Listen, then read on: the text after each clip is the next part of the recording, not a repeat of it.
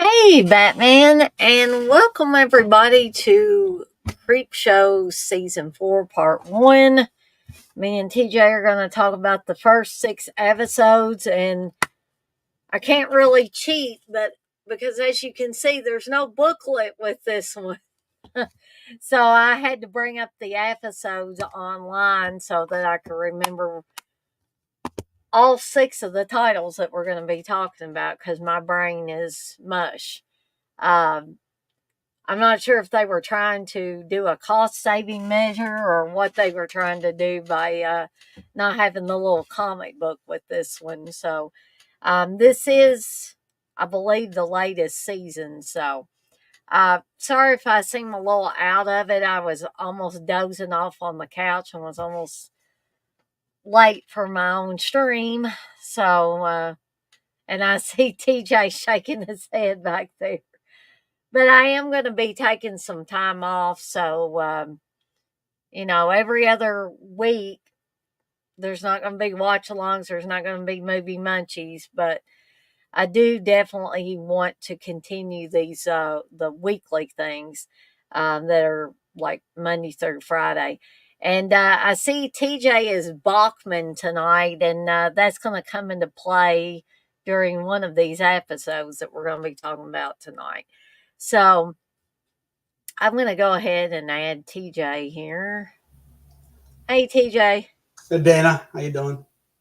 Good. Just a little tired, and the pollen count is so high. It's just driving me crazy here. So, Yep, allergies are fun. Love them.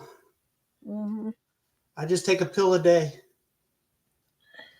So is that prescription ones, or is That's it what just the doctor suggested. I just take a a because it's over always in your the system. I counter guess I one? don't know. Yeah. Um. Hey, Blissful. Hey, So, TJ, did you see my unboxing earlier today, no, or I didn't. I saw it was a video. I didn't actually get to watch it. uh? Yeah, I got some items in from 1984 Publishing. You ever gotten anything from them? No, I know Fright Rags is now up to $33 per T-shirt, which I I was like, saw that. I did see that. They're like inching up ever closer to like a $35 mark. that's insane. That's insane. It is insane. I'm going to have to just go whole hog and be making my own shirts with the heat press. I can't afford to buy them from anybody else. It's getting to that point anyway. And I didn't like their Evil Dead shirts either. I know. I looked at them, and the one that I did like, I already have it. I think that was like the 40th anniversary one or something like that. The one that has all the faces on it. Why is there no Shelly? There's Yeah, two. that There's does. two Yeah, Carols, and there's no Shelly. That makes no logic. Like sense they're up in visually. the cost, but they're like cheapening up the shirts because they're not putting all the characters on I there. think they're AI generated. I think that's what happened. That's a possibility. Yeah, AI is big They're now. just like, popular character Cheryl. So we'll do two Cheryls and like, Yeah, that's why you don't let AI take over and do stuff. Um, Not real good. Um, Batman says, I seen a video for TJ to look at for Return of the Living Dead. It's called Return of the Living Dead 2, watched it. 5 tracks. And I've seen it. Thank you though. I need to see it because I don't think I've seen. Is it worth seeing, TJ? I mean, if you're interested in like them trying to use real like biology and stuff to comment on how the trioxin works, but even within the movie, it doesn't work exactly the same. Right. I've always been bothered by what if trash comes back and some people you're like, well, she was naked, so it got into more of her skin. Then why does the cop come back as a zombie and not Good question. suicide? Like that makes no sense. Yeah, that doesn't make a whole lot of sense, does No. it? But but I mean, yeah, it's an interesting little video. I don't. It's like an hour, maybe. I don't know if you want to sit. might be one of those background things that like you'll watch it and go, well, I'll do something else while this is like I'll finish Well, dinner. I'll be signing tickets tomorrow. Maybe I could have it on in the background or something, unless I have to make a call or somebody has to call me. But I guess we'll go ahead and get started with these first 6 segments. I have a hard time calling them episodes because actually 2 segments make up an episode, really. Yes. So that's been confusing at the beginning when we were talking about, well, we're going to do, you're like, we'll do 6 episodes. No, it's 3 episodes. yeah, it's three episodes and 6 segments. But then they fool you by saying we got 12 terrifying tales of terror on here, which I guess technically they do. But I mean, yeah, technically, yeah. But anyway, And this first one is my favorite out of the 6 so far. yeah, I really enjoyed this one. These were again kind of uneven. These episodes a little bit. Yeah. So this one, the first segment is Cassandra. Yes. And so we have this character, Cassie or Cassandra, that is being chased by, I guess it's supposed to be a monster that she created because she let a mouse get on a glue trap, and because this creature looks kind of like a cross between a human and a mouse, and they're missing a leg. I think it might be a little too cute. Yeah, well, the monster might be considered a little too cute once he's not, not killing the pizza guy, not killing this. Well, yeah. When you see it close up, it's like, oh, isn't that cute? Like when it comes into the, because for most of the episodes, for the first half of the episode, you don't see the. It's one of the old. We don't show the creature right away. You just see the carnage. And I think it worked. Like, yeah, the delivery guy, the arm just gets swiped off. I like the gore is really good in this. And even though it's good, I still think the monster is a good monster. I think if it was, it's an interesting creature, and it's a manifestation of her, Cassandra's guilt and sorrow, and it's this is actually a message in this about what, don't kill mice in your house. No, I'm just kidding. Well, I mean that's like the basic if you want to. I mean, this is a very psychological episode. I mean, This is like Uncle Bill should watch this episode since he's in the business. There you go. Batman says, not trying to sound funny, but I thought of TJ last night while watching it. That Return of the Living Dead thing. And Blissful says TJ is really trying to get Mountain Dew to sponsor Dana. Yeah, I think he is. With the Mountain Dew hat. Then I get some of the Dew. I get some of the Dew then because I'm wearing the hat. But I get 1%. I am going to turn it over to TJ to talk about the bulk of the episode. What he thought. So we have Lorna comes home from I don't know what she came home for. Oh yeah, she came home from a coffee. She came home for she went out and had some coffee and came back home. I think she was at one of those coffee places where they have entertainment and stuff. Mm-hmm. The name of the coffee shop is Stilson Coffee, which is a reference to Dead Zone. Yep. Exactly. The ashtray is when she walks into her apartment and she walks past the wall that has a shelf on it or whatever. Dang, I keep missing these things. It's right there. I mean, it's like I know, but I just still keep missing them. Anyway, she calls for pizza, pineapple, and cheese and pineapple, which I was like, oh, where's the pepperoni? See, I always have pineapple pepperoni.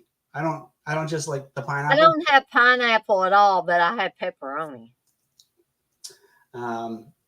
Also, she lives at 27 Nelbolt Street, which is a reference to It. Yeah. 27 is it comes back around every 27 years, and the street is where the well house is. So there's a little references in there. Yeah, so she gets a knock at her door. She's a little surprised because it's too early for the pizza because it's been like 2 minutes. This girl, Cassandra, comes in. She says, you got to let me in. She's a little bit hesitant, but she eventually lets the girl in. The girl says, a monster's going to come and kill you in 20 minutes. Yeah. And there's nothing you can do about it. And you're just going to die. And then Cassandra starts making herself at home, sitting on the couch, drinking her wine, going through her picture books and trying to have a little chit chat. Like she's trying to have a conversation. This monster's after me and is going to kill you, but let's talk about stuff. Let's get to know each other. So she's trying to have a normal conversation. Meanwhile, Lorna's looking out the window. She's trying to get a weapon made. She gets a baseball bat with a bunch of knives. She's trying to tape the knives to it. I guess it's kind of a Negan thing. I don't know. By the way, both those actresses were in the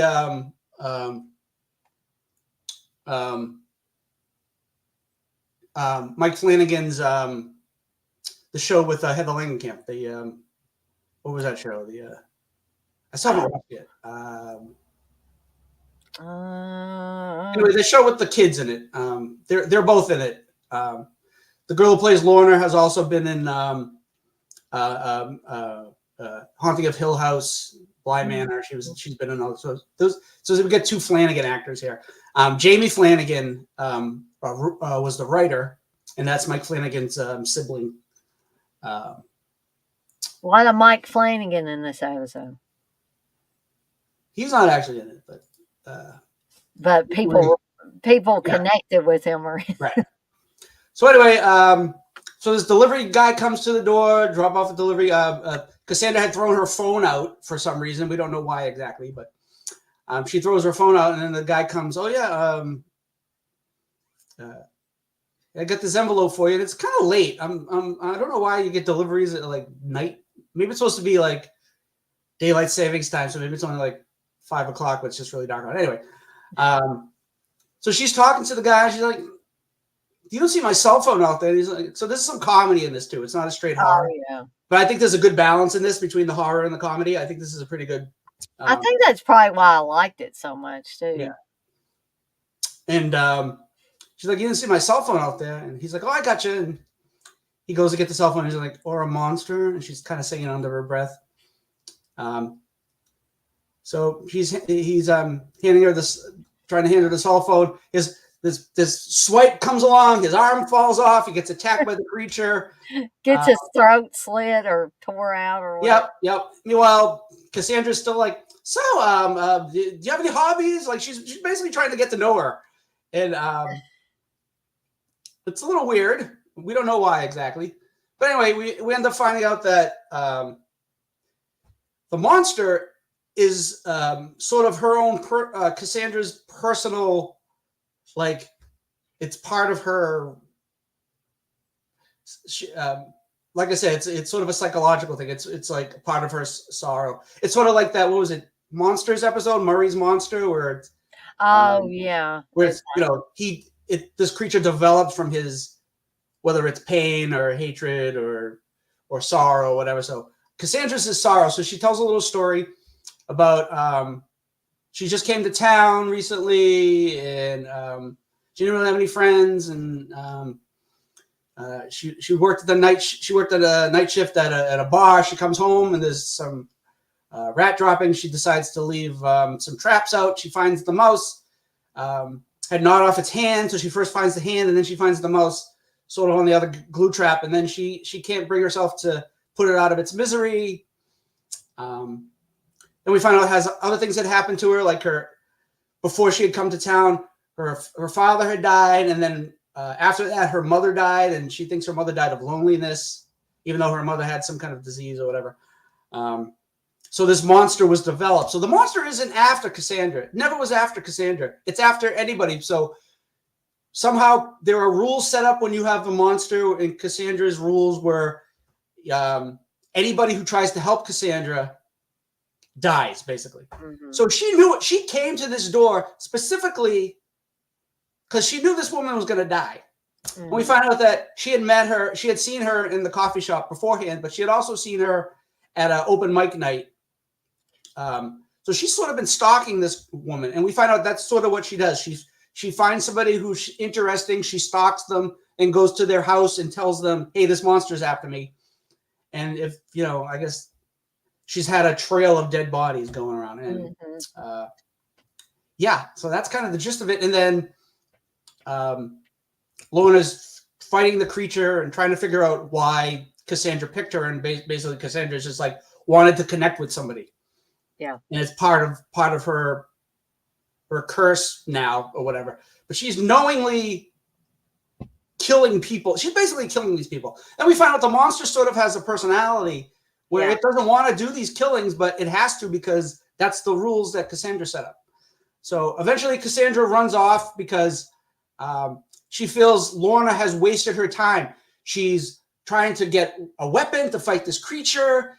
The pizza guy ends up coming to the door, and she's trying to get the pizza guy to go away to save his life, but the guy just won't go. And there's a lot of good dialogue in this too. Like everybody sort of gets a good, like if you were an actor and you were going to do a monologue, this episode has some really good monologues with all the main, at least the delivery guy not so much, but the three people, the Cassandra, three people in the monsters. Cassandra has a good dialogue, and the pizza guy has a very good dialogue about, you know, loneliness and you should reach out to people and blah blah blah. And we find out that's sort of what Cassandra was doing. I've never had a conversation like that with the pizza delivery. That long too, and I'm like, boy, good thing it was an interesting conversation, because you would have been like,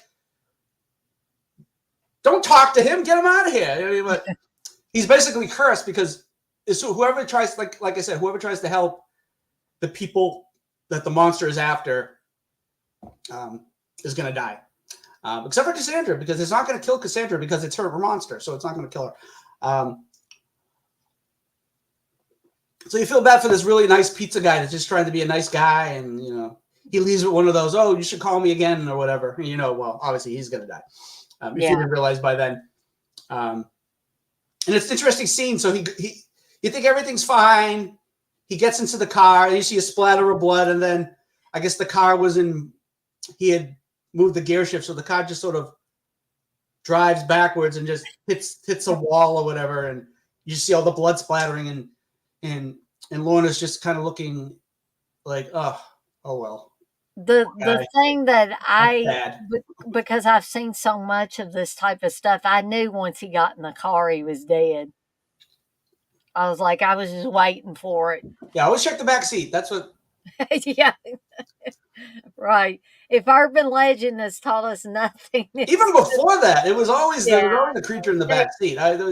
Check your back seat, because there's either going to be a creature back there or there's going to be a human killer back there. Mm-hmm. There's always something. Yeah. There's a show, Duncanville, and that's now not on anymore. It's a cartoon, and there's the mother's teaching the son how to drive, and she's like, always check the back seat for serial killers. And the guy's back there. He's like, okay, I'll get out.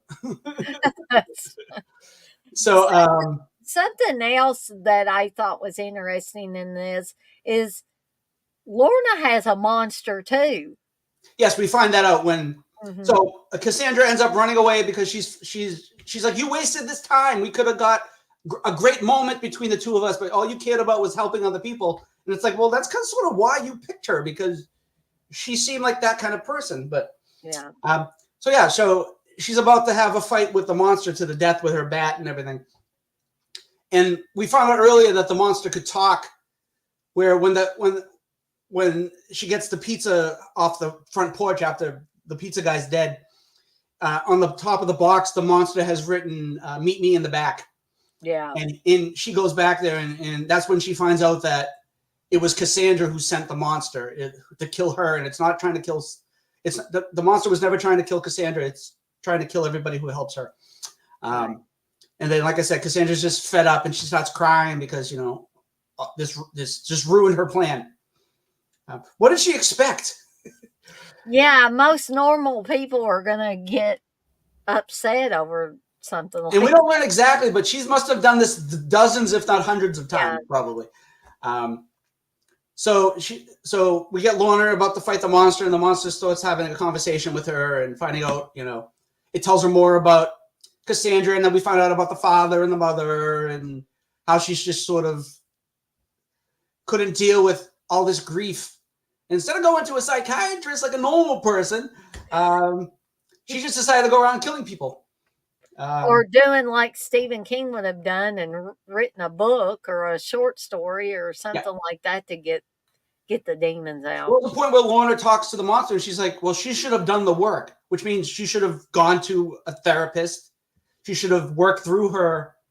So then we find out that Lorna also has a monster because she sort of had some sorrow and some bad stuff going on in her past.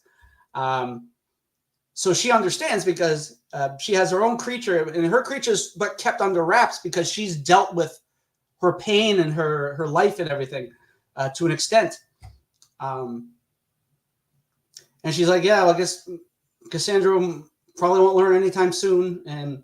But the monster sort of is tired of all this going around killing people and dealing with all this stress. And I think he sort of feels a little bit for Lorna because there's the joke in there, forlorn. Because there's a joke where Cassandra's going through, like I said, memorabilia books and everything like that. And there's there's a birthday card from Lorna's father, and it says for Lorna. And then, boy, that seems like a depressing note to leave somebody. So, so the creature ends up like, I don't want to fight right now. I sort of want to just get to know you a little bit and take it easy. And it sort of ends with them on the couch and Lorna sort of like patting the monster on the shoulder, like everything's okay. I'll probably end up getting killed. So it ends with just the two of them sitting on the couch, and it fades out. And we don't really know what happens, but we could probably figure out that she'll probably die. And Cassandra will, no time soon, will realize what she's doing. So, I like this movie. I like this episode. I like the acting was good. Like I said, the writing was really good in this. The monster was cool. Like it's a manifestation of Cassandra's guilt and everything like that. So the monster has one missing arm. Yeah. Like I said, it's a giant mouse covered in glue, and it's a werewolf mouse hybrid type of thing. And it's a cool looking creature too. So yeah, I really liked it too. I liked them throwing in the comedy element in there as well. Plus, you had a couple of gross out scenes. You saw the delivery guy get killed off, and you saw the pizza guy get killed off in his car, and so it wasn't without a little splashes of gore in there as well. Which brings us to the second segment in this episode, which is Smile. It's just called Smile, just like that movie. Yeah, but it's nothing like that movie. No, the title's like it. But other than that, no. But I didn't much care for this one, to be honest, because it was just... I liked the setup, but I didn't like the whole ending. I just didn't... It was too dark, and it wasn't a fun dark. You can have fun dark, and you can have like, why did they go here? Why did they go in this direction with it? But I won't go too much into it right now, but I'll let TJ start talking about Smile. So this couple is on well, first they're at an award ceremony. The husband's a photographer. He was in some kind of war was going on, and he got a award for one of those, those war photos where it's like a guy trying to rescue their kid in a lake or whatever. And these girls come up, oh, can I have your autograph? And the wife's like, yeah, great. So they end up going to dinner, and we're just sort of getting to know the couple a little bit.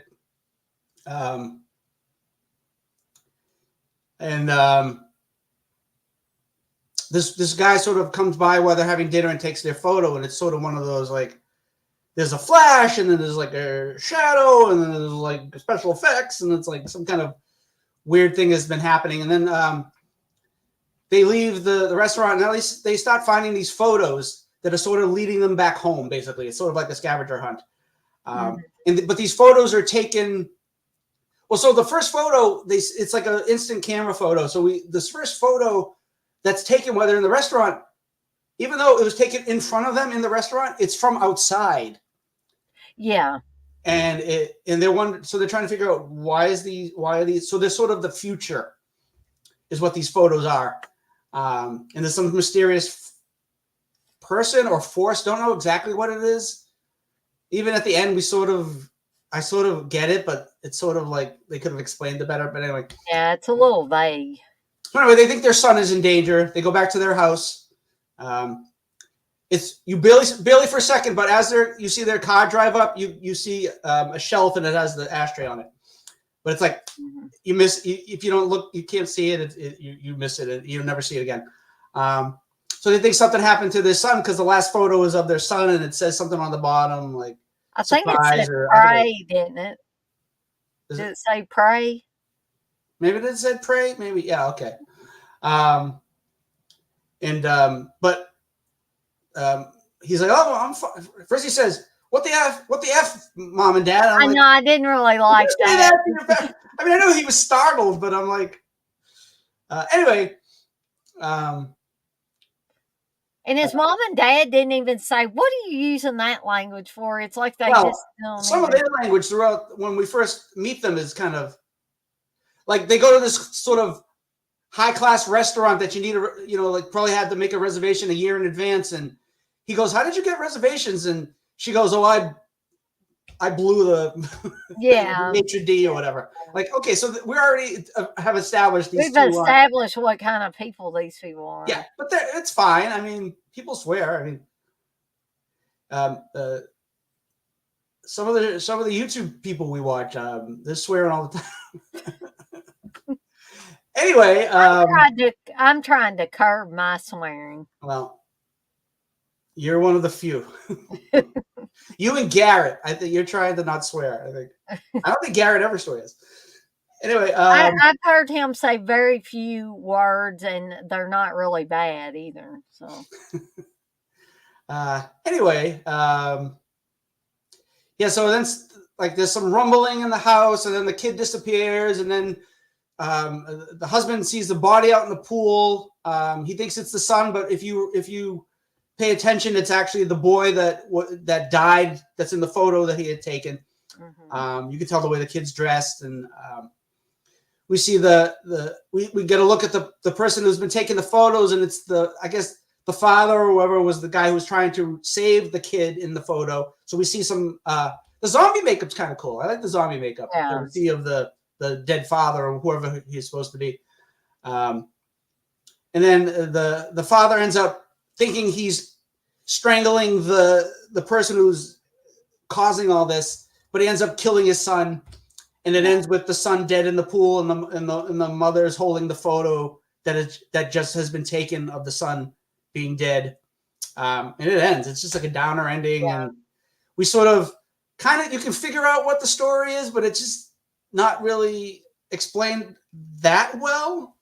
Right. And I'm like, did you try some resuscitation on the kid? I mean, you didn't try to mouth to mouth or pump in his chest, something. Yeah, no, it's like, no, he's dead. We're not going to do anything. This was not. Yeah, this is going to be at the bottom of. It's not even going to be on any list of favorite episodes. I just didn't much care. I think the premise could have been better if they had done something with it, but I don't know if it was lazy writing, lazy directing, what exactly it I was. think Nicotero directed this one. Uh, Harrison directed the first one, and Nicotero directed this one. so the next one is the hat. Now, I kind of liked this one. I kind of had some fun with this one because it had little creatures that are inside these hats, and they connect to your brain and make you where your, I guess, your creativity doesn't stop, because we have a writer and he has books by Stephen Bachman, which is, of course, a play on Stephen King's name and his pseudonym's name. Which I So, was like, I kind of groaned at that a little bit, just because, did you? like what in Scream, where Tatum goes, "Oh, this is like some kind of Wes Carpenter flick." That was better because You it's like two that different better? directors. No, it's just Stephen King's fake name. They should have just said Richard Bachman. I think that would have been better. They could have just reprinted the books too. But I mean, it's okay. I mean, Yeah. And Yeah. I think that I don't know if it was on purpose, but the main guy sort of looks like Edgar Allan Poe a little bit. Sort of has a little mustache because he's a writer. I don't know. Yeah, a little bit. And it, but I couldn't figure out. And I'm not making fun of how the guy looks, but maybe it's because he made a lot of money. He has a nice looking wife, but he's kind of, I don't know. I guess he's nerdy looking or something. So I can only suspect that she's wanting him for his money, maybe, and not for anything else. I don't know. I've seen some people where they don't have money. So why does that? Well, Why did it work yeah, for I them? don't know. That's probably another conversation for another day. I don't know. Yeah, I But think you're reading too much into this episode. We're trying to pick the best people for the characters here. I don't think she was that awesome. She was well, I attractive, didn't but I say mean, she was hot, but she she was just no Rebecca De Mornay. that's right. But I did like the writer aspect of it and how he was having trouble getting a story going and Yeah, stuff he had like writer's block. He wrote one successful book, and then it's like the lights went out, yeah, that's like a one-hit wonder. Sometimes that's all you get, Mhm. Yeah.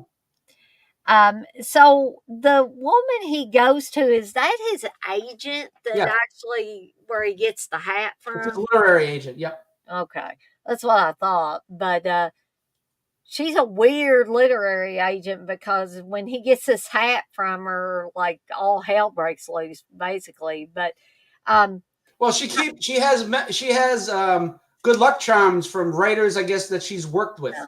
So she has a pipe that's I forget who the pipe was from.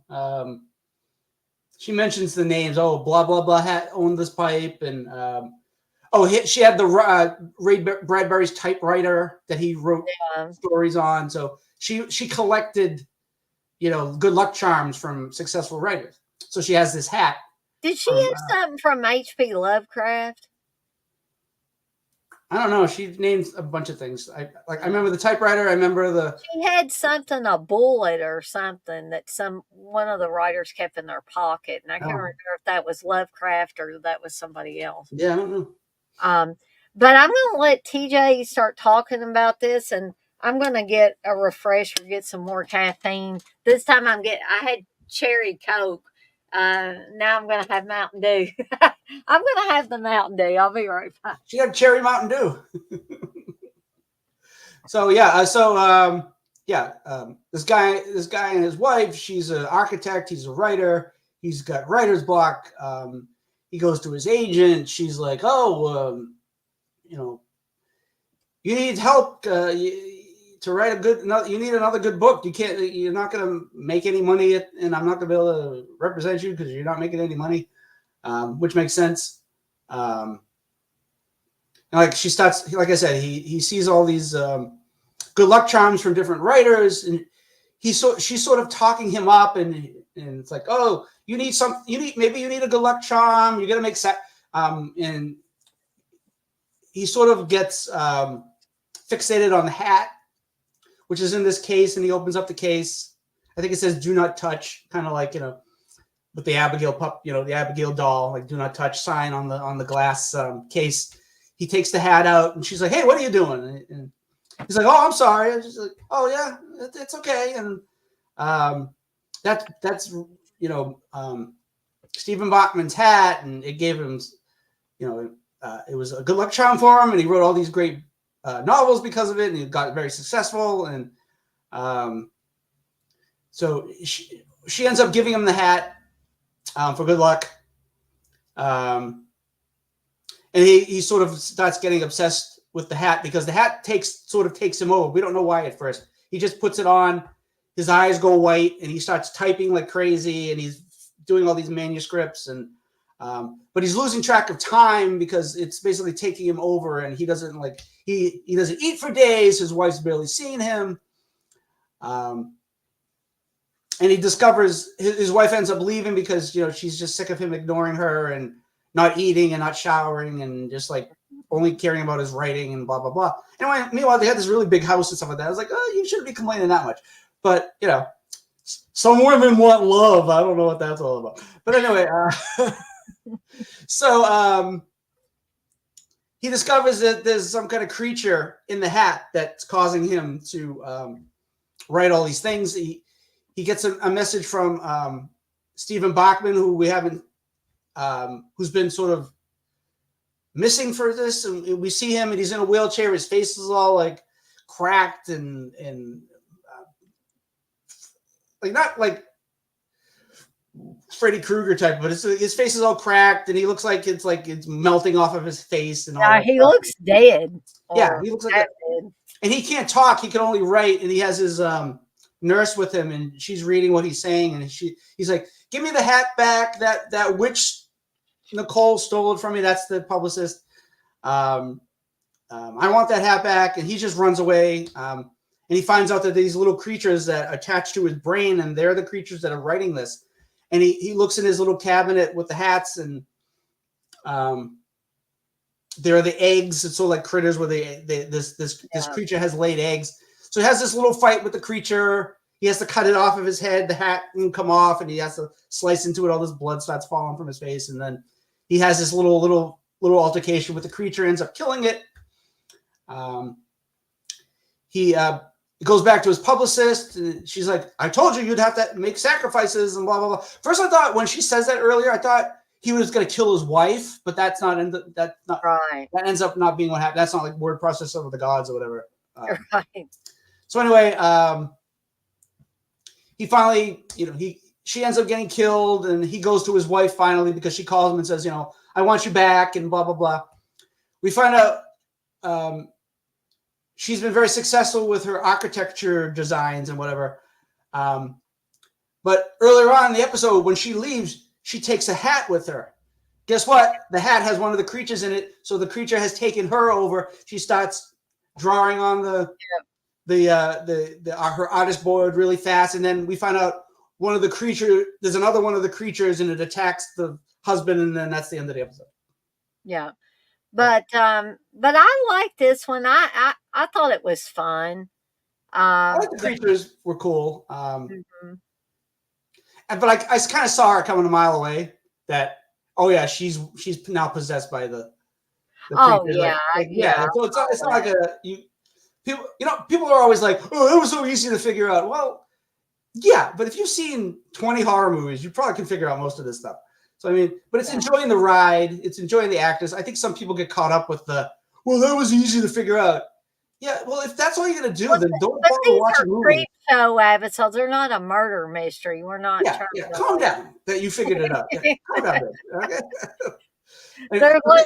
The ashtray is in the display case of the publicist, by the way. Yeah, that's where I thought I saw it, so I did catch that one.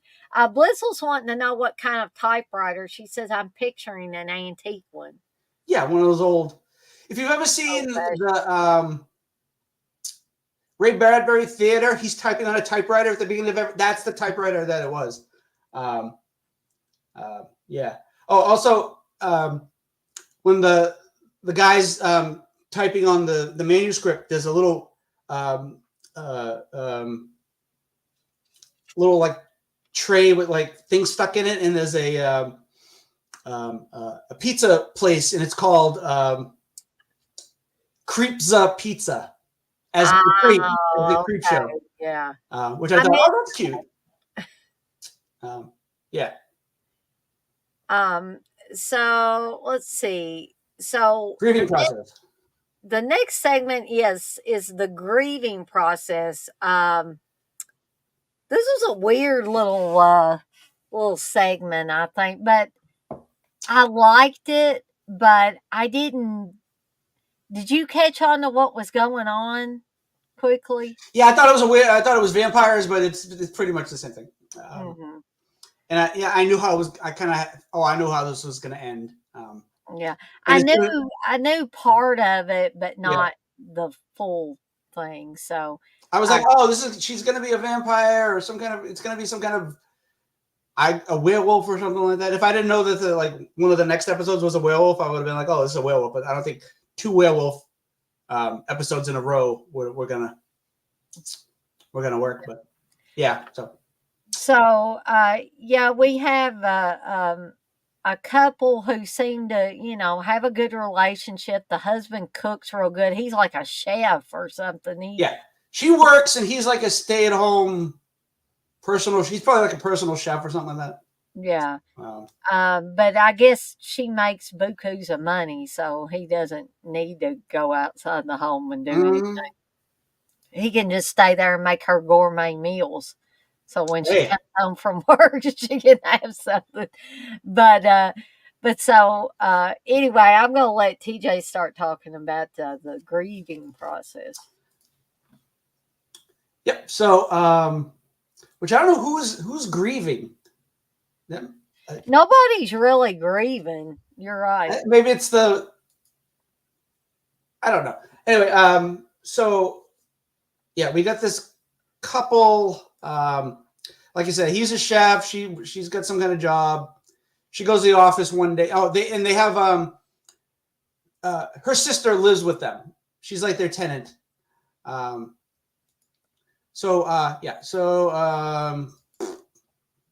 Where is this? All right. So she goes to work. It's getting late. He's been texting her all day. She hasn't messaged him back. He gets a little worried. We get a call from a cop on her phone. She's been attacked by something. We don't know what she was attacked by. We see like the side of her face is all messed up, but like her neck's all. She was attacked by something. So she comes home and she's a lot different. She's sort of like feral in a way, and she won't like talk, and she hates people touching her, and like, well, you think she was attacked. So at the beginning, it sort of makes sense that why she's acting this way, but then she's like mean to her sister, and she won't eat anything. And then she starts turning into some kind of monster. She basically tells her sister off. Her sister leaves. Even though there's like a discussion about how so after the wife gets attacked, the husband and sister-in-law start talking. She was attacked years ago, and she was sort of withdrawn for a while, so she understands what she's going through. So she has sort of this thing where the woman won't eat. Was it April, I think, is her name. Yeah, April is the one that gets attacked. April won't eat and stuff. So she's like, oh, well, she's just trying to, she'll get back to herself because I got through it. I know she will. And then while she's trying to feed her, she's like, I want you out of here. And you whiny about getting attacked and blah, blah, blah. So she's being very mean to her sister for. Yeah, and calls her a freeloader. And yeah. So yeah, the sister ends up leaving. So basically the girl, the April turns into sort of a monster, and she ends up, who the hell does she attack? I just watched this too. I can't remember. Well, what was that one? Was she a therapist? Was she a caseworker? A doctor comes, right. The husband calls a doctor to come and check her out. And the doctor sees her, and basically the husband leaves. But when the husband comes back, the April's eyes have gone black, and she's basically feral, and chomping on the doctor. So the husband, being a chef, starts cutting up the body and using the body to feed the Putting wife. pieces in the blender and making her mixed drinks. Yeah, he throws like kidneys and guts and all the stuff in the blender, and she's like, he brings it down in like a wine glass, and the wife starting to drink it like a dog or whatever. She's holding it, but she's like, so we find out he's been killing random people and feeding his wife, and he's sort of changed. He's sort of like he's like a Renfield type where he's picking up the bodies.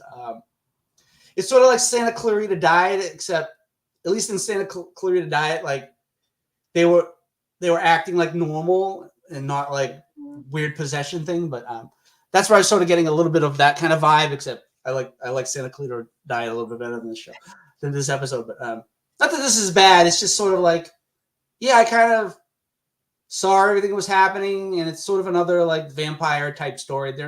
I think they're more like ghouls where they just eat dead bodies and whatever. And then so there's the husband ends up going out to find some more food. And this little girl, I guess her bike slams into his car, and her leg is bleeding, and she's like, oh, my leg hurts, and he's like, oh, is your family around? And she says the wrong thing, and she goes, I have nobody. And he's like, oh, I'll take you home and feed you to my wife. He doesn't say that. But but that's what he was thinking. So he takes the little girl, kind of makes her go into the basement, locks the door behind her because there's all locks on the door. Prior to that, he's killed the sister to feed to, because the sister comes. I forgot that part. Before the little girl, the sister comes to find out what happened to check up on her sister. And he ends up hitting her over the head with a frying pan. Obviously, that makes perfect sense because he's a chef. And pushes her into the cellar, and she ends up eating kills the sister. So anyway, now we're up to the little girl. The cop who called him earlier, who we see has found like this little daisy in the back of basically at all the crime scenes. There's this daisy. So the cop thinks that the husband has been doing the killing, which he's been doing some of the killing. He didn't start the killing, but basically, and the little girl also her name is Daisy. And we find out the little girl is the one who bit the wife and turned her into a zombie or monster or ghoul, whatever. And she has been doing this. Because she's a little girl, she gets all these people who think, oh, I hurt myself, help me. And she ends up killing all these people. But it's more than that. She wanted to have a family of her own. That's why she picked the wife specifically to turn her into whatever she is, which sort of connects earlier on in the episode where before the wife goes out to her job, she's like, oh, we can work on having a child, our own child. So that's sort of foreshadowing the little girl who ends up becoming their family. So the three of them are now family. So he's going to be going out, killing people and bringing them back and feeding his wife and his new daughter, I guess. Yeah, exactly. So it ends that, and all the wife can say is hungry. Yeah. Showing him an empty plate, hungry. Yeah, which is kind of weird because I'm thinking the little girl talks normally. How come she does that, but the wife can't? But it's a short episode, so we don't really find out these. Yeah. So I like the premise. The gore was cool. There was a lot of guts. They weren't like bloody, but they were like if you went to the butcher shop and you were making like something with a heart or with kidneys or whatever. It's like very anatomical. Let's say that.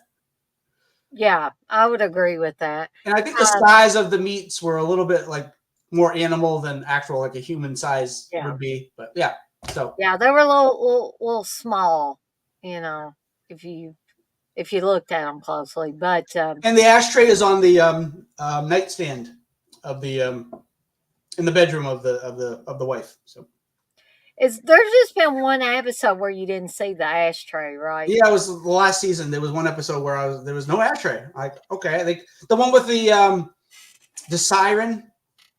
Yeah, There was that's no ashtray in that episode. I don't know unless it was like in something that like they really hit it. Like you can't they opened it, you couldn't see it. But yeah, but I liked it okay. It wasn't one of my favorite episodes, but yeah. it was watchable. Um, I guess none of them have been like not watchable, but did you think just one more thing about this episode? Did you think when the little girl was like in her monster form or whatever that she looked cooler than the woman did when she changed? I don't know. The girl had like a great big mouth and big teeth and Yeah, then again, she's been one of these creatures for a longer time, so I guess it's a little bit of a difference. Um, but yeah, it was a cool it was a cool face. It kind of reminded me, even though that movie was done. Well, actually, this episode was in October 13th. No, October. Was it October? Yeah, these all aired on the oh same date, I think. That's because yeah, they came out all at once. That's why. I forgot right. this show isn't a weekly show. This is a dropped all at once. So these all came out October 13th. These episodes. Yeah, Friday, October 13th, so it's Friday the 13th. But anyway, the creature reminded me. Have you seen? This might be a spoiler. So anybody who hasn't seen Late Night with the Devil, this might be a spoiler. Oh, right. It reminded me of when the little girl the girl in that transforms. It sort of has the teeth and everything like that. Yeah, you're right. Did you like that movie? I liked it pretty well. I was a little confused at the end. Well, it goes off on like, is he in hell? Is he imagining this? You could look at them. I don't want to go into that because that's we could do a whole show just of talking about Oh, that movie. exactly. But it goes into different like interpretations of what's actually going on. Steve sent me a video. I haven't had a chance to watch it where it's everything in Late Night with the Devil explained. So I might watch it, but I wouldn't recommend you watch that before you see the movie. Just No, unless you're one of those people who doesn't want to watch the movie, and you just want to watch everything about it. right. I mean, I like this. As soon as I watched it, I watched it this past Saturday. As soon as I watched it, I started like watching reviews and stuff, and I'm like, okay, you people. First of all, everybody's complaining about the AI, which I'm like, there's barely anything in there, and that kind of annoyed me. I'm like, first of all, eventually, AI is going to be to a level where it's going to be everywhere. And it's not, people aren't going to be like, oh, I can tell. Like, it's going to be like so good that, it's going to improve but attacking this low budget independent movie and all the work that the acting in this was real. The girl who plays the Lily, the possessed girl, she was amazing. Like, I could see her like, because she's creepy, but yeah, she was like, very creepy. But she's interesting and she's compelling, and she's like, she acts like a little like girl. She's a little too old to be playing the little girl, but she's like inquisitive and stuff like that. And like she does all the gamut of like emotions in that movie. And I think the acting was pretty good for the long haul and for all the characters. But yeah, but you know what I didn't love it. It went from, it started off as a documentary, and then it sort of was found footage, but then it was like The Office, where in between the commercial breaks, you were watching the behind the scenes. So I'm like, it's like 3 different movies in one, but I don't think it spent enough time with each individual thing enough. Yeah, But, I would agree with that. Yeah. But it was I enjoyed it. I actually would like to go back and watch it again. Steve and I think we watched it. Yeah, we watched it this past weekend. That's when we watched it. But it wasn't scary, but it was interesting. the It And had so some creepy. It had some creepy parts in it, but I guess it wouldn't be what you would call terrifying or anything like no, that. like you, the scary stuff was in the trailer. So I mean, Yeah, yeah, that they was did. scary. They I mean, did that thing where they put all the scary stuff in the trailer. but Uh, yeah, and this a couple of CGI things were like, ooh, forget yeah, the AI, the CGI, the vomit that was terrible. And then when spoiler, when the guy at the end gets his neck snapped and he falls through the table, that was a CGI. That was all oh yeah, CGI. That yeah, was not a human being going through a table. That wasn't a real table. At the uh, end, it was kind of cool with again, spoiler for Late Night with the Devil, with the girl's head opens up. That yeah. was all digital, but it worked because it was the whole thing was. It wasn't just like a Yeah, little. that worked. That worked okay for me. Some Yeah. of the other things, it's like you said, it was obvious But that. anyway, But anyway, we'll get back to Creep Show, and we'll talk about the last two segments. the Which the parent first trap. one The parent trap. is called Parent Death Trap, and Yeah. I don't know. I didn't care for this one. It had ghosts and stuff in it, but I I don't didn't like this one that much. know. Uh-uh. Again, I knew what was going on. I knew what was gonna happen. Kind of figured how I was gonna end. But I think it should have stopped at a certain point. It just kept going, and it didn't need to. Mm-hmm. I think the difference between being clever and just going on too long got lost in this. But Batman, I haven't seen First Omen yet, so I can't really comment on it. Have you seen that yet, No, TJ? but I've seen The Omen, and from the trailer, it looks like the exact same thing. Oh, really? Okay. I mean, there's a somebody this is all for you scene, and I got you. Um, but I'll let TJ start talking about the parent death trap. that's true. Yeah, let's see. Blah, blah, blah, blah, blah, blah. So there's this rich kid. He's got overbearing parents. He never does anything right. They pick on everything he does. They try to pick. They pick his clothes. They pick the people he wants to. His prom date. He picks his prom date. His prom date ends up standing him up, and he finally gets fed up with his family. His parents just not, they don't care anything about him. They want him to. They just want to control him, and when things don't work out, it's his fault. So he ends up killing them both. he chops off the dad's head. He grabs his sword that's off, there's a coat of arms thing, and he grabs the sword and he chops into his dad's head, but it doesn't go all the way through. The dad goes, "I told you to sharpen these. I knew you wouldn't be able to kill people properly." Yeah, what Hey, kind of the guy set off, he ends up stabbing the mother. And then it's like 4 years later. He's living alone. He gets a knock on the door from these cops, and they've been trying to find the family because there was some kind of Ponzi scheme they were involved with. Some kind of, I don't know, a little convoluted bullshit.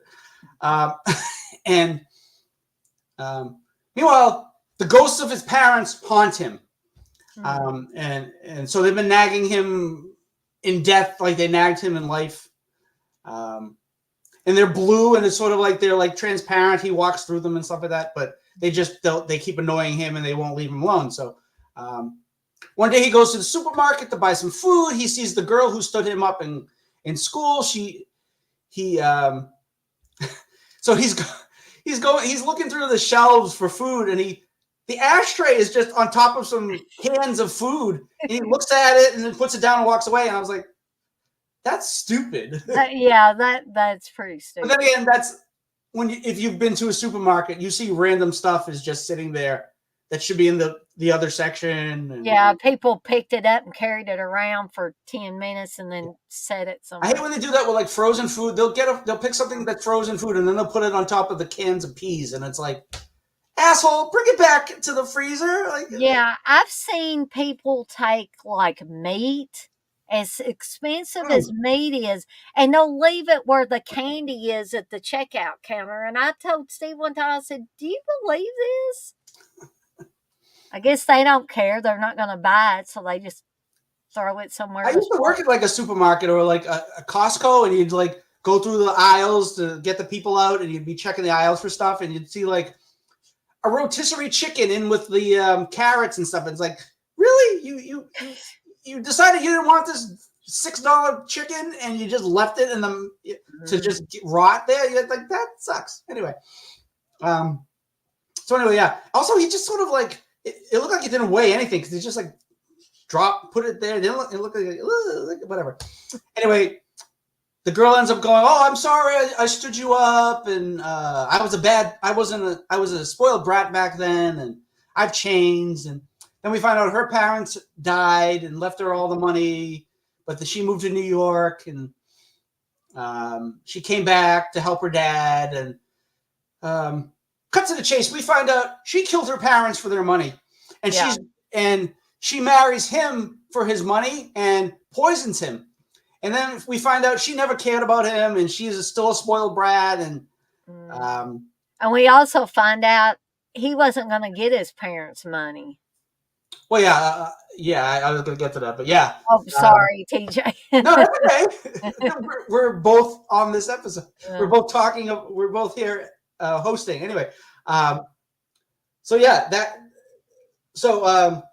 she kills him for his money, and we find out his parents never wrote a will giving him all their stuff. So if they're found dead, he gets nothing. So she finds this out. We also find out that, like him, her parents are haunting her. And he can't see her parents, and she can't see his parents until the end, which we'll get to how that makes no fucking sense. Excuse my language. We'll get to how that makes no sense. I said I was trying to curb my cursing. Yeah, you had to. What you didn't say, I ended up saying. It's your fault. No, we ended up finding out, that she killed her parents for their money. He killed her parents because they were annoying him. She wanted their money, wanted her. So we find out. And meanwhile, before we find out that the girl marries him for his money, he's with his parents, and he's like, this happened earlier. I forgot this part. He's fed up with his parents nagging him, and he can't have a life, and he can't, they ruined his life in death, like they did when they were alive, and he's gonna kill himself. They stop him, and they like, "We love you, and we're sorry for the way we treated you," and they sort of like make up for what they were doing. And then he ends up marrying the girl, but then we find out she just wanted him for his money.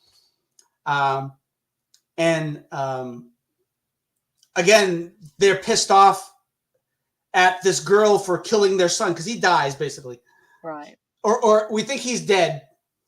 And they sort of, I don't know if the parents scare her to death or whatever, but they basically, their ghost power is they can kill people with they sort of like, they yell, and like that affects everybody. So the cops have found all the dead bodies. They find her parents. They find his parents.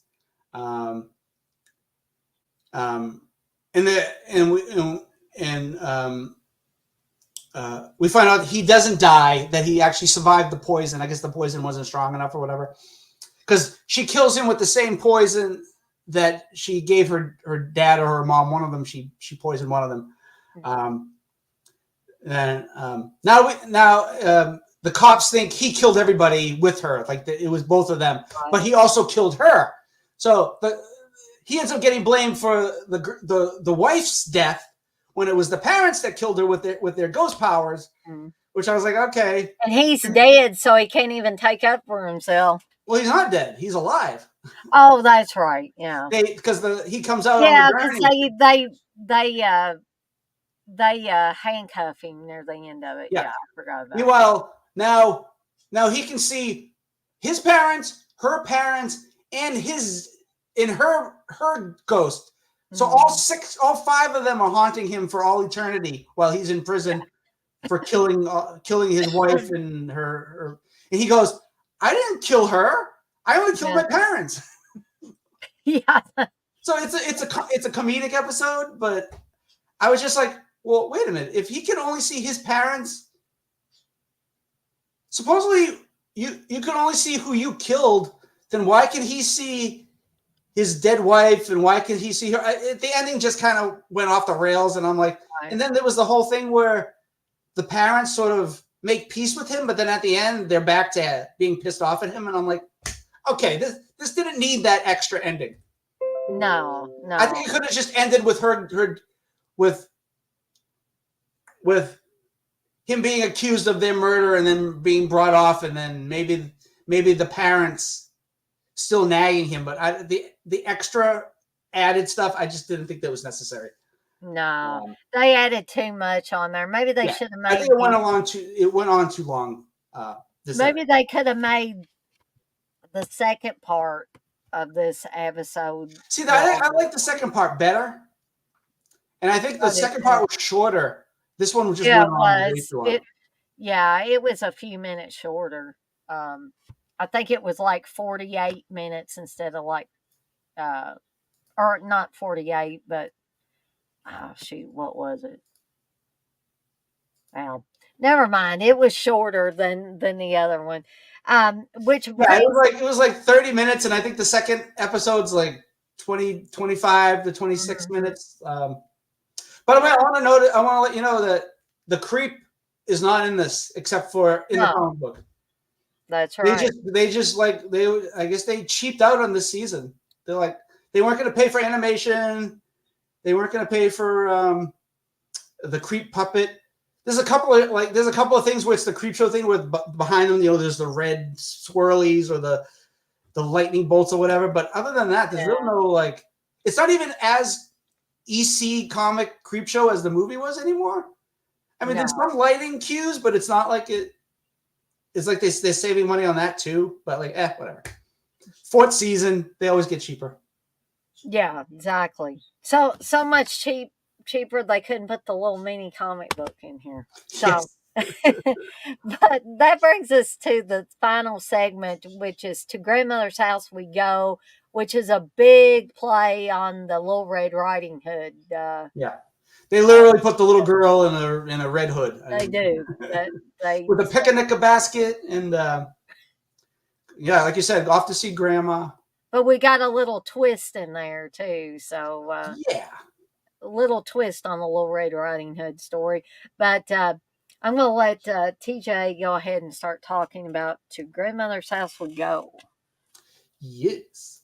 So we have this girl, Masha. She's sort of a gold digger. She marries this rich guy, old guy for his money. And he has a kid, a little girl. I guess he's not old, but she's basically married him he's older, but she's married him for his money. And he ends up dying, and the money's left to the little girl. So the wife doesn't really get anything. She only gets the money that was given to she gets enough money to pay for the little girl and for living and for food and stuff like that. Because the grandmother is basically the executor who controls all the money and stuff, basically. And she says, "You're not getting any of this money." And meanwhile, Masha's dating a bunch of guys and using them for their money. She breaks up with this one guy at a restaurant. There's a waitress who's like, "Yeah, she got with my brother and only wanted him for his money," and she's sort of like a gold digger. She's not mean to the little girl, but she doesn't beat her, and she's not she's not mean to her, but she's basically, I'm only your mother because you're basically your stepmother, and I'm only legally bound to you because I won't have any money if I'm not legally bound to you. So, but she's taking care of her. We find out that the grandmother's got cancer and she's dying, which makes Masha thrilled. Hey, that old witch is gonna die, and we're gonna get control of the money and blah blah blah. So Grandma wants to see little. Her name's Ruby, Little Red Riding Hood Ruby, which I think is kind of funny. So the actress playing Masha was in that show Once Upon a Time. She played the Blue Fairy, and in that there's a character, Red Riding Hood character, who's named Ruby, which I think it's kind of. If it wasn't planned, it's a very close coincidence that the little girl is named Ruby. Anyway, she's driving her to the grandmother. This animal runs out in front of the car. They swerve to miss it. The car's stuck in the mud, and we find out the animal is a werewolf, and it's attacking Masha and Ruby. Masha, who's very she doesn't really have motherly instincts, but when the creature starts attacking, she's protecting the daughter and she's trying to save her. The monster werewolf ends up smashing through the sunroof. Never have a sunroof in these movies. It's just asking for trouble. Smashes into the sunroof, takes the kid away, and she's like, Ruby, where are you? I can't find you, blah, blah, blah. So the guy Masha dumps at the beginning of the episode shows up. He's a tow truck driver. He's not a tow truck. He's a tow truck driver, but he also sells Christmas trees. His business is selling Christmas trees. So earlier on in the episode, she's like, "You told me you were you owned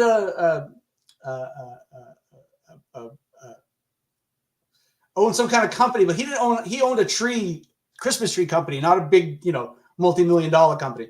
Yeah. Anyway, we come to coming back to the. He's like, "Oh, I'll get you out of the mud. We'll find." He doesn't believe that a monster came and kidnapped the little girl.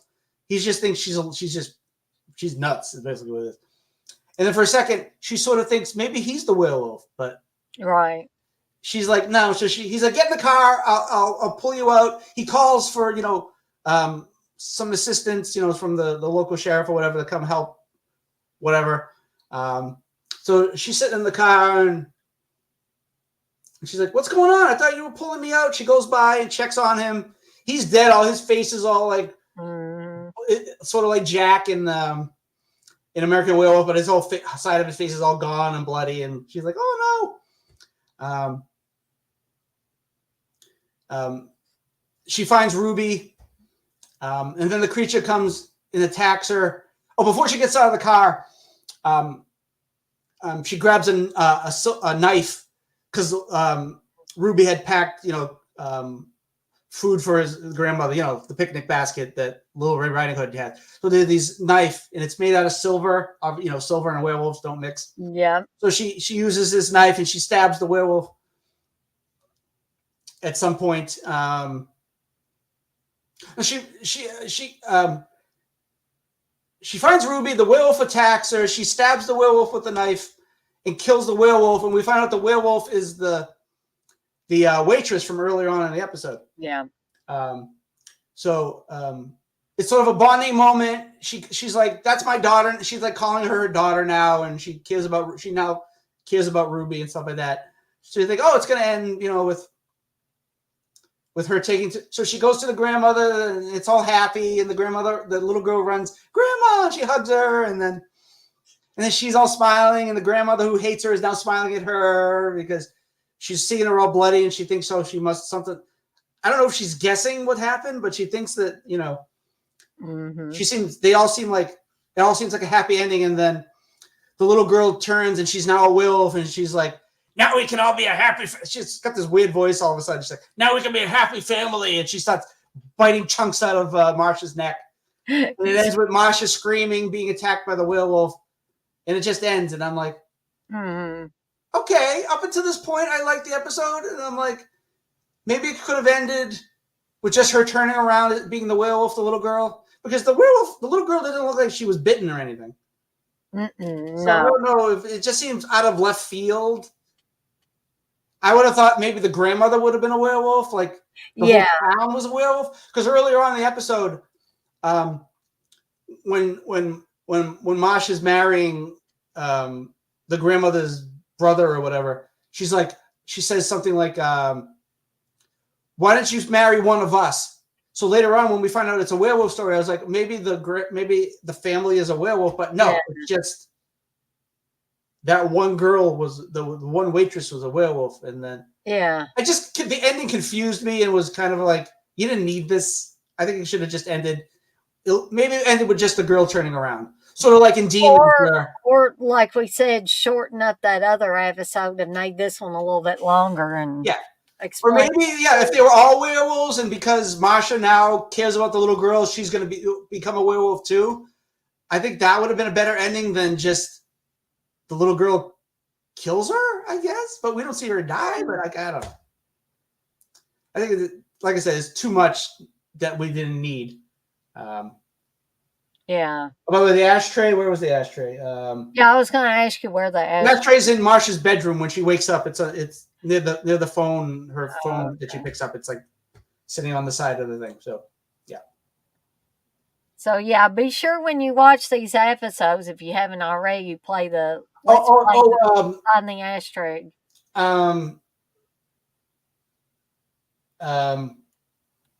The courthouse where Masha and her husband are married is the Savini courthouse. I missed that. And there's a cat, and the cat's name is Churchill, and I think that's supposed to be church. Yeah. Church. That's in the that's in the other episode, because he doesn't just kill the parents; he also kills the cat. Who pissed on his bed at some point. So there's a dead cat. They're real good at doing that. Yeah. So there's a dead cat and dead parents, and the cat was named Churchill, which was going to probably be named after church. That would have made sense. I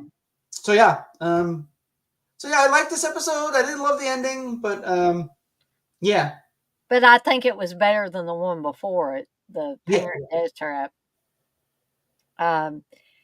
But like I said earlier, a little uneven with these episodes. We'll see how the other six segments pan out for next week. Hopefully, nothing will happen, or we won't have appointments or anything like that. We'll be able to cover the. You get enough sleep and rest, and you don't get sick every day. Yeah, I'm trying not to, TJ. I'm not. I don't know anybody that's a fan of being sick. So, no. By the way, next time you have a week off, don't do 7 streams. Don't. That's Dr. TJ's advice. Is not the. I'm not a doctor, but I play one on YouTube. But before we get off of here for the night, we've only been on here an hour and 18 minutes, TJ. Is that a record? Maybe. Okay. Anything? Did you want to read the messages, or is anything going on? Not really anything. Like, we got two people watching, so everybody's gone home. Yeah. Okay. What's this comment about getting canceled? Is just the stream canceled, or me specifically? I don't know about that. I'm just I'm gonna have to take that up with somebody later, because I'm. Whoa! What does that mean? I'm not so sure what that comment's supposed to mean, and if that comment's coming from the person that it appears to be coming from, because that person plays around and yanks my chain, but I wouldn't have thought that they would have said something like that. But yeah, exactly. What Blissful said there. But I'm not going to get nasty. I'm just going to ask, did you put that? Because I don't know where that came from. So, no, of course not. I'm not going to cancel TJ. Why would I cancel TJ? But it's him, Blissful. Well, I'm definitely going to be taking it up with him because, yeah. Anyways, I'm the squeakiest clean person I think I'm cleaner than.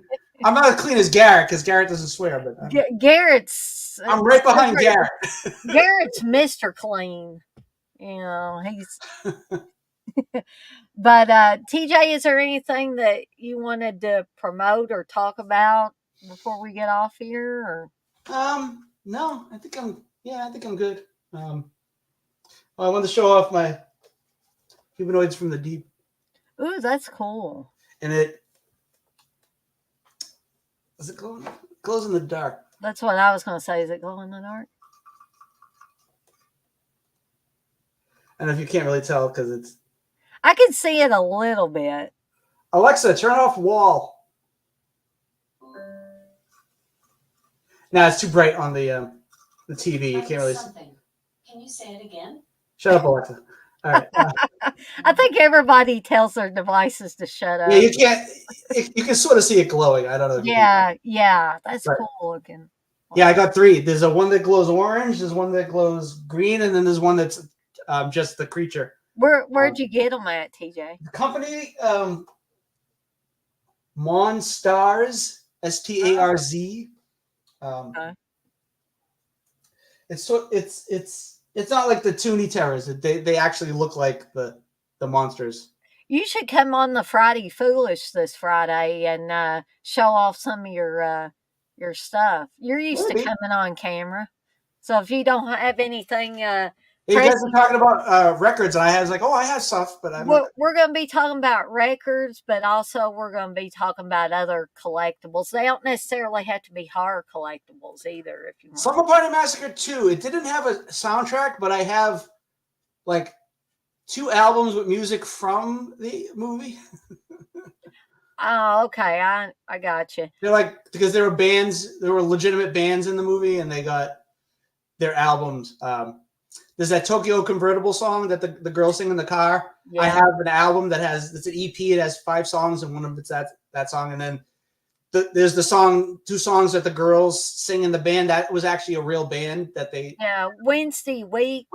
Yeah. I always thought that was weird because the band had 2 lead singers, and each of them had a song. And I'm like, but in the movie, one girl sings both songs, and I'm like, that's right. They sound like a little bit, but not that much. But whatever. That's only a nitpicky thing. But yeah. But I'm probably going to be showing off the stuff I unboxed more in depth because I kind of just showed them off real quick, and I only took the shrink wrap or the plastic off of one of them because I wanted to take out the pink vinyl for the sleepaway camp one and show off the pink vinyl because that was. Did you see my shirt? Yes, I did. I love that. Yes, I figured because that's why I had the Bachman thing because I was like, I have the Stephen King shirt. Don't you think those monkeys with the symbols are creepy? Yeah. There's a movie called The Gift where this monkey, this grandmother gives a monkey to the kid, and the monkey's like is the devil basically. The Devil's Gift, that's what it's called. Also, it was part of a Mystery Science episode where they had two movies put together into a TV movie. Yeah. And it was Merlin's Magical, blah, blah, I forget the title. Merlin's Magical Wonders, Mystery, something like that. But anyway, it's 2 stories together, and it's the Devil's Gift and another story together. But yeah, so. Batman says, I don't have any records, but I did get a vintage VHS box set. Well, that's cool, though. Vintage VHS box sets? I have I don't know where it is. It's probably in a box somewhere, but on VHS, it was like a two VHS set of A Nightmare on Elm Street. It was released widescreen, and the first cassette was the movie, and the second one was special features. This was like before DVDs and Blu-rays were a big thing. So it's like I think it was the first time they ever had A Nightmare on Elm Street widescreen, which I thought was right. Remember on videotapes too? It was all weird, and that's before you had like 80-inch screen TVs where you had to watch letterboxed on a small TV. Yeah. It's like Like I was trying to watch Creepshow on my phone, and I'm like, I can't see anything. Everything's too small on there. I had to watch it on my. But I remember being very excited the first time I saw Halloween in widescreen. I was like, oh Wow. man, I can see. Like, I was getting excited over little things where Donald Pleasance is talking on the payphone and the train comes by. I was like, I Yes. can see the train. It doesn't take much to make me happy. I like kung fu movies a lot, and you would always get pan and scan, and you'd only get to see the middle, and you would see the fights, and you couldn't see anything. You couldn't see any of the punches because they were all happening off screen. They were punching people's faces. It's like this. Like this isn't. I can't see what's going on. Like so, when you first saw like a widescreen, Bruce Lee movie, it was like, wow, you can actually see everything that's going on. Crazy. TJ Blissels wanting to know what your favorite season of Once Upon a Time is. I think I don't know.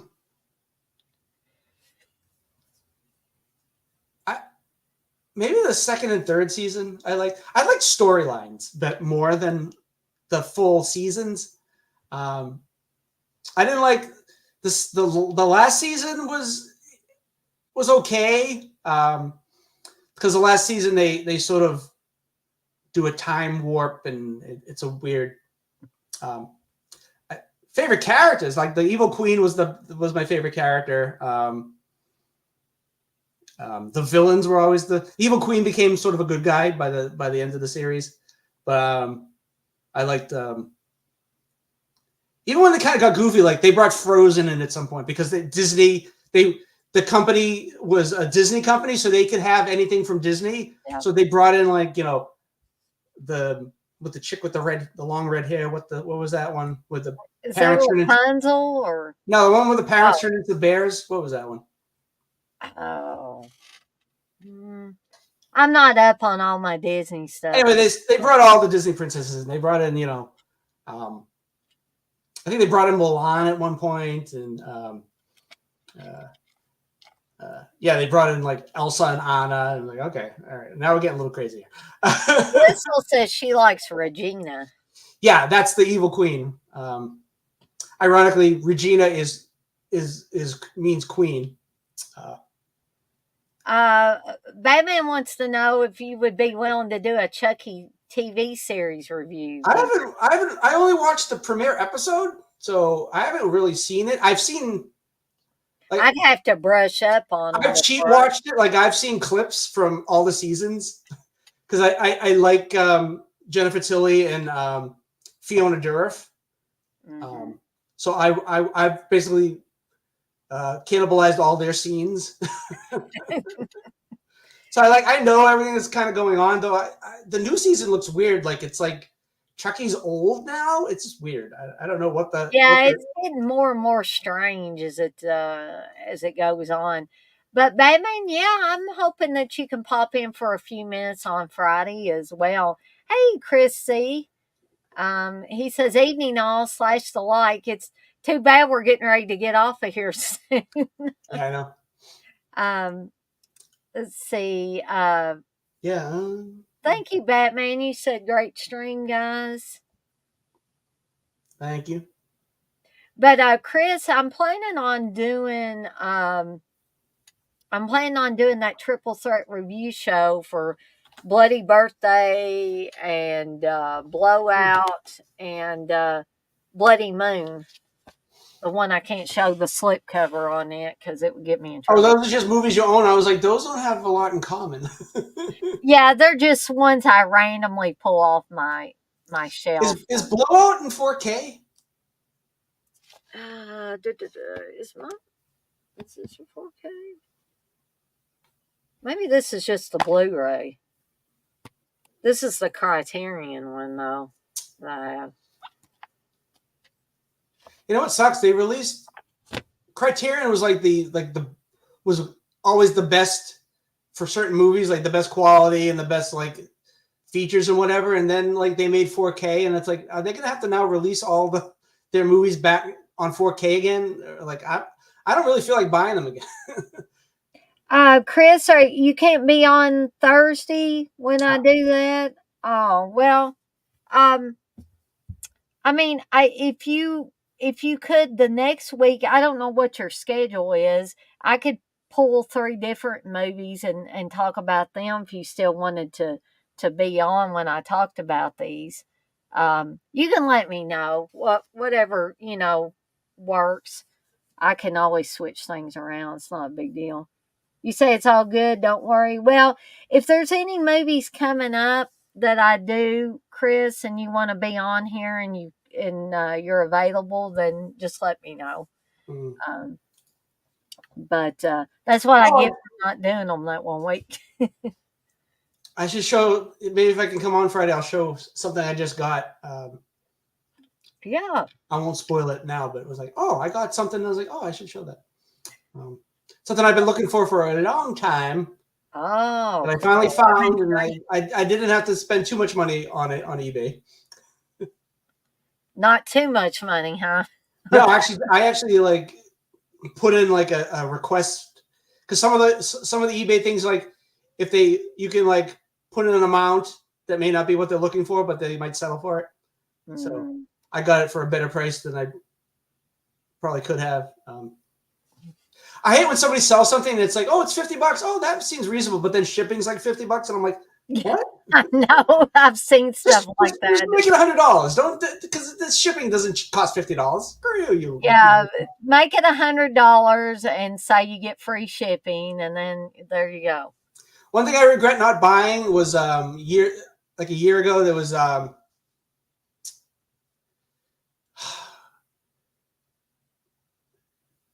Cruel Jaws was Cruel Jaws the one that was released and it had like a toilet seat cover and Yeah, I was think that the one? so, Okay.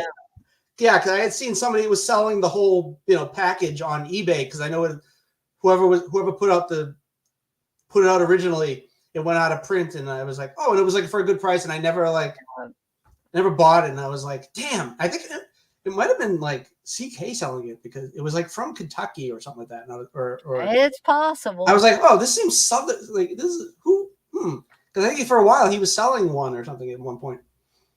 But I had missed it, and I was like, "Oh, I could have the seat cover, and it had like a little toy with it." And I was like, "Oh, that would have been a cool." But yeah. Anyway, so if you ever see an original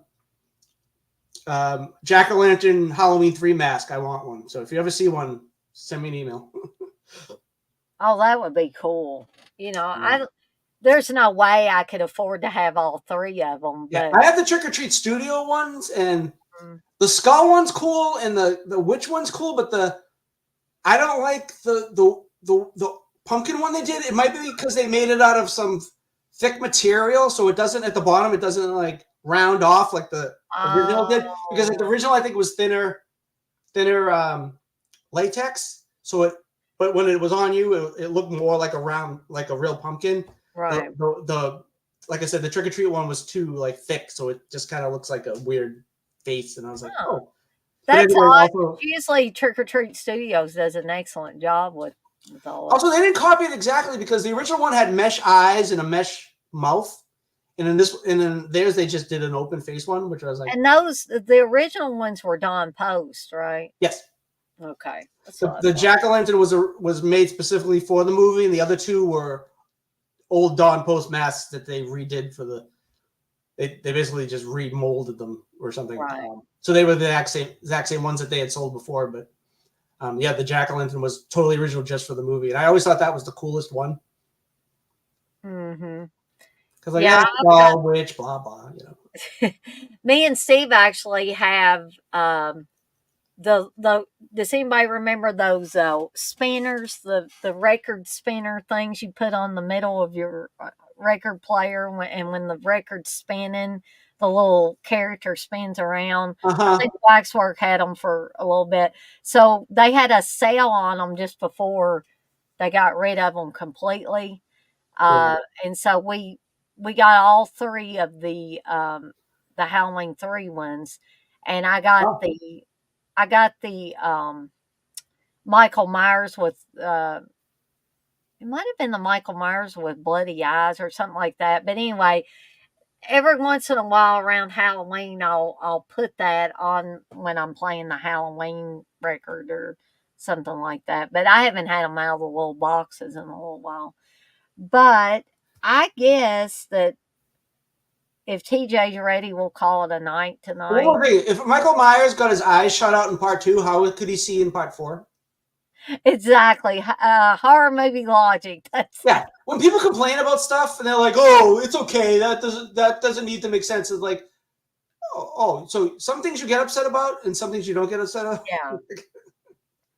Anyway. If you're going to complain about something, you got to be an equal opportunity complainer. Yeah. You can't not complain about something that someone else said if you complain about something that you think doesn't make sense. Like, well, you're a hypocrite. So anyway, you heard it from TJ.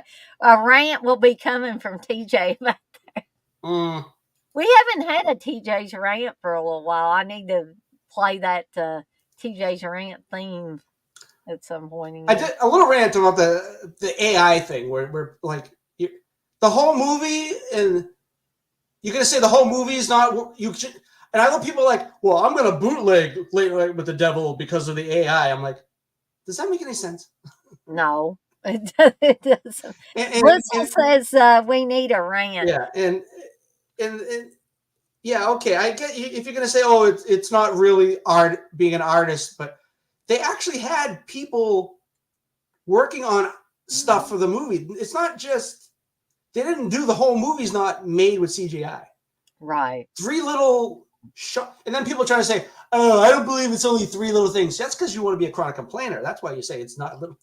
They're like, "Well, someone had to go and make those, regardless of 3 little pieces of quick shots of something that the AI made." It's like, so you're denouncing every other person who's worked on that movie, and it's like, I read somebody wrote an article that's like, if we don't blame the writers and actors, we're not doing our job as artists. And I'm like, seriously? Like the actors had any say whether the stuff in the movie was done by AI or not? That's the dumbest comment I ever read. Is all this on Facebook or TikTok? No, I was just looking up reviews, and these are like on websites and stuff. And I'm like, who let that on there in the first place? And who's the idiot who wrote stuff like that? I'm like, really? You're going to blame the actors? They didn't design the backdrops and stuff. What are you, serious?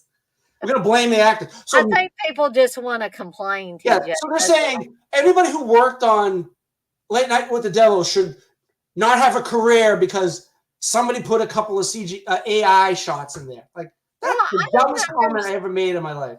I don't understand all the pushback on AI. I have seen like content creators and artists and everything pushing back at AI. AI is not taking your paycheck away, is it? Well, that's what they're saying.